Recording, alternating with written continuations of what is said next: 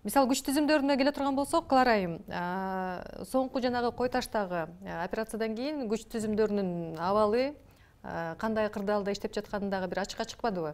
Керек болсо ичери араздашууга чейин барышты, операцияны сен жасадың, мен жасадым дегендей бир деңгээлге түшүп кетишти да. Ушундай деңгээлде мисалы укук коргоо органдары ошондой тыкыр так коомчулук ишине тургандай иликтөө иштерин жүргүзүп бере алабы? Эми бул жерде сиз абдан чоң маселени көтөрүп атасыз да, анан баягы кой таштагы болгон окуядагы ушул немеге мындай бир көрсөткүч болуп калды да. Бул баягы атайын кызмат спецслужба ГКНБнын проблемасы көтөрүлүп атат. Мен жакын арада изилдеп чыктым ыйгарым укуктарын, укуктук макамын.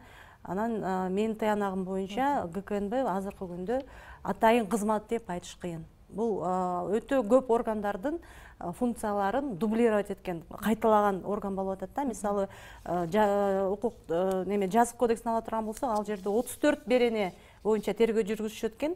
Ал беренелердин көпчүлүгү, эгерде баягы терроризм, экстремизм деп атпайсызбы? Бирок андан башка көпчүлүк беренелер эч кандай коопсуздукка, мамлекеттик коопсуздукка, улуттук коопсуздукка тиешеси жок.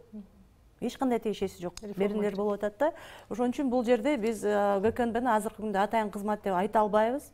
Анткени атайын кызматтар бул жеке контрразведка менен разведка. А буларда контрразведка менен разведка деген мындай четте эле калган.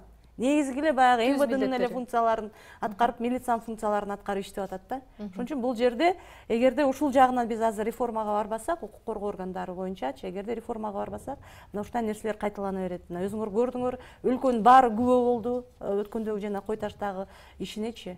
Жашырын операция жасайбыз деди дагы, ал операциясына талканы чыгып өздөрү уят болду. Бул жөн эле бир окуя эмес, бул терең жаткан абдан терең жаткан проблема да, көйгөй, чоң көйгөй. Мен кошулат элем, эң туура жооп берип атат Клара айым. Бул жерде мындай да 2010 жыл, 2005 жылды караңыз, укук коргоо органдарын биз эмне гана кылдык? Алдын камап, алар деген присяга аткарган адамдар. Биз ушул мен жана айтпадым, мамлекет ар бир бурулуш окуяда алар сыналат. Ар бир окуяда сыналат, ар бир окуяда ушулар күнөөлүү. Буйрук аткарса тиги тарап жаман көрөт, буйрук аткарбай койсо эртең күн жооп берет.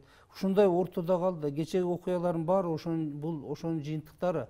Алар баягы активдүү кирише албагандыгы. Ушундай мезгилдерде мамлекеттин кызыкчылыгы дегенде алар Анткени коррупцияга каршы күрөштү дагы негизги инструмент да, туурабы? Негизги инструмент. Бул жерден эми мындай да азыр бизде мына ГКНБнын азыр айтып аткандай укукту ашыкча бергендигибиз туура эместиги бул. Буну биз депутаттар да сунуш айтышыбыз керек, президент да колго алыш керек. Бүгүн ГКНБдан тергөөнү алыш керек.